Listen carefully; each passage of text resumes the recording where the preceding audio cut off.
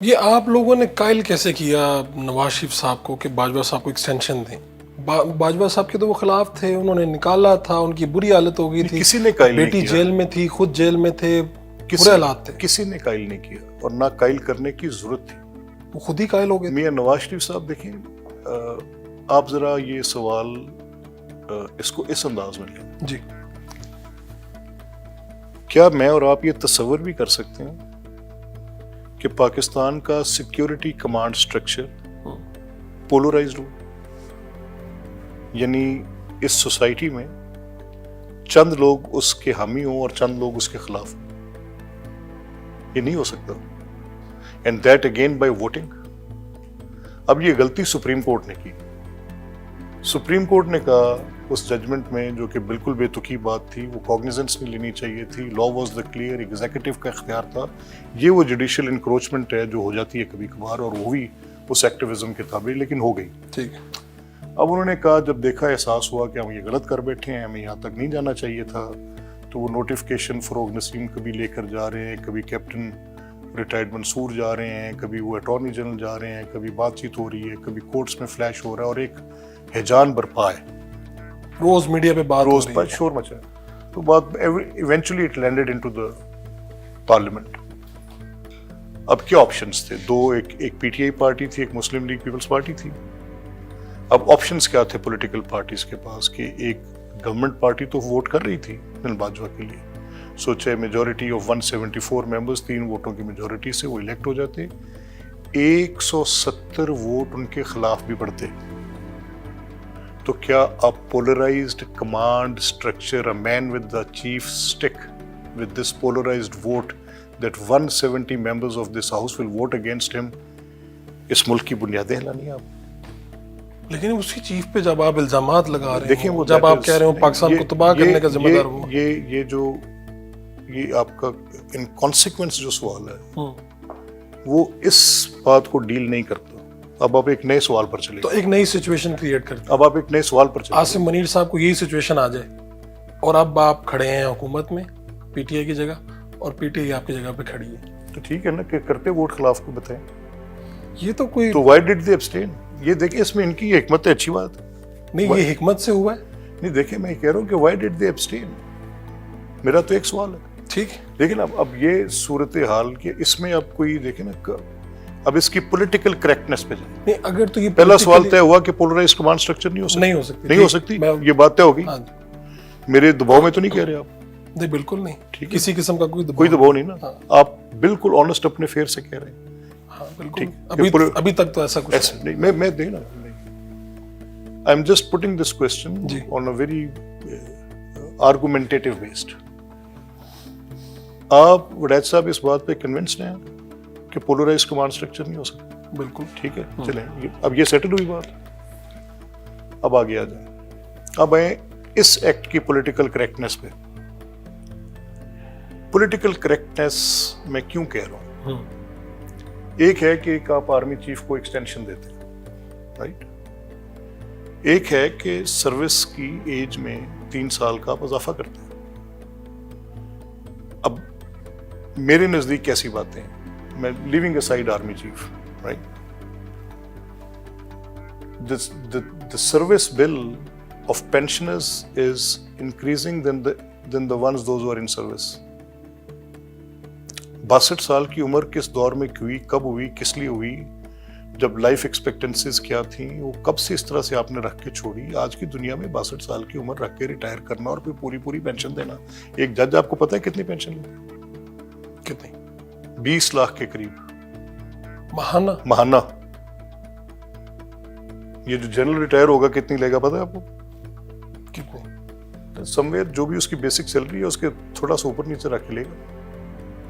تو اگر یہ 3 سال ٹو کنٹریبیوٹ کریں ان دیئر ایکٹیو سروس، تو کتنے بلینز کا آپ کو پتہ ہے اس سے فرق پڑے گا اسٹیٹ کی اکانومی میں؟ تو یہی بنیاد ہے اس سارے معاملے کی۔ یہ کب کا ہو جانا چاہیے تھا؟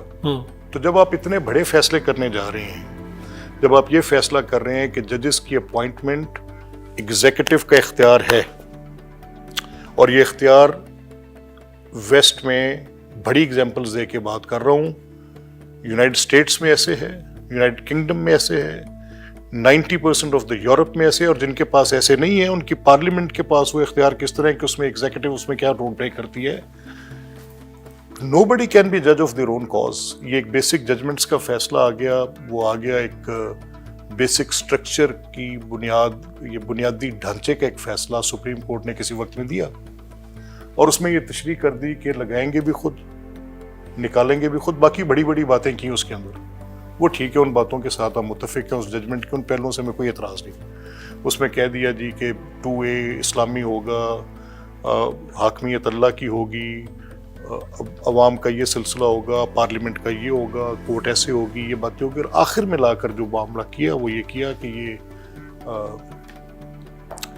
لگائیں گے بھی خود، نکالیں گے بھی خود. نہ پارلیمنٹ کو بھی نکال دو، ایگزیکٹو کو بھی نکال دو.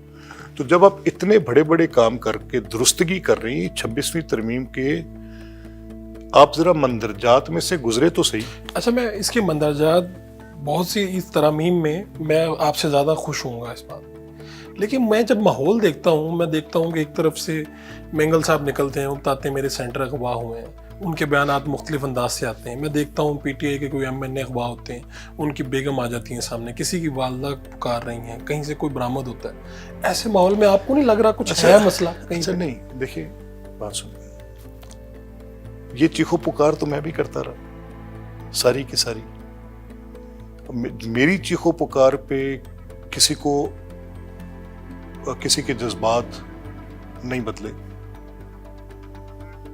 اور ایک شخص جو 2 بیان دیتا ہے، 2 باتیں خود کرتا ہے. ایک صاحب آ کے کہتے ہیں جی مجھے اٹھا لیا، اور پھر وہی صاحب کہتے ہیں جی مجھے نہیں اٹھایا.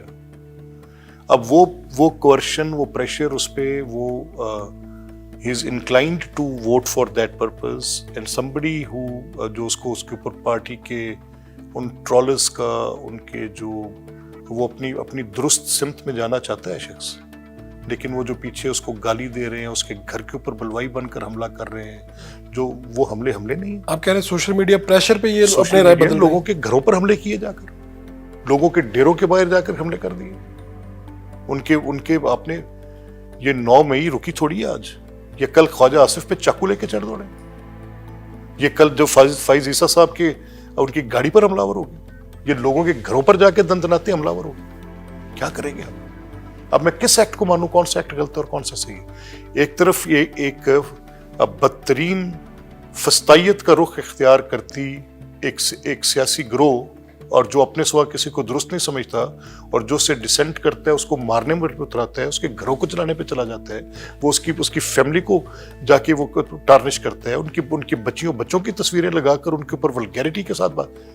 What are we talking? لیکن میں ان تصاویر کا کیا کروں جب میں عثمان ڈار کو، صداقت عباسی، ان لوگوں کو زبردستی کے انٹرویوز میں دیکھتا ہوں، ان کا میں نے کیا کرنا ہے؟ دیکھیں یہ تو پھر میرا یہ ماننا ہے، میرے دوست ہیں عثمان بھی اور صداقت بھی، میں ان کے ساتھ ہوں اس بات پہ، لیکن دیانتداری کے ساتھ یہ میں ان سے کہہ رہا تھا، میں نے ان سے خود کئی بار یہ کہا جب عمران صاحب کا سورج سوا نیزے پر تھا، اور جب بڑا تم تراک تھا، اور بڑے کرو فر کے ساتھ یہ صاحب ایسے پھرتے تھے جیسے دنیا ان کے بالکل قدموں کے نیچے ہے، اور یہ تا حیات پرپیچویلٹی کے ساتھ یہاں پر آ کر جلوہ افروز ہو گئے ہیں. تو ہم ان سے کہتے تھے کہ یہ جو کچھ آپ کر رہے ہیں مناسب نہیں ہے. ہم ان سے کہتے تھے کہ اس طرح سے لوگوں کی قید و بند مناسب نہیں ہے. ہم ان سے کہتے تھے کہ لوگوں کے گھروں پر اس طرح ان کے گھروں کو مسمار کرنا مناسب نہیں ہے. جس دن میاں نواز شریف کے گھر پہ یہ کرینز لے کر چڑھ گئے تھے، تب میں نے ان سے خود، انہی میں سے ایک صاحب کو میں نے خود ٹی وی ٹاک شو پہ بیٹھ کے کہا، میں نے کہا واٹ آر یو ڈوئنگ؟ میں نے کہا آپ کو پتہ نہیں ہے کہ یہ چیزیں مکافات عمل دنیا میں ہے. اب اگر ایک لافل ایکشن کتنی تھی، ایک آپ نے کوئی ایسا ایکٹ کیا ہے جس ایکٹ میں آپ کے خلاف کوئی اسٹیٹ کی مشینری ان ایکشن آتی ہے اور آپ کو وہ پکڑتی ہے، تو آپ پھر واویلا کرتے ہیں اور سیاسی جگہ پہ جا کے کھڑے ہو جاتے ہیں، کہتے ہیں نہیں میرے ساتھ زیادتی ہو. ایسے تو نہیں ہوتا.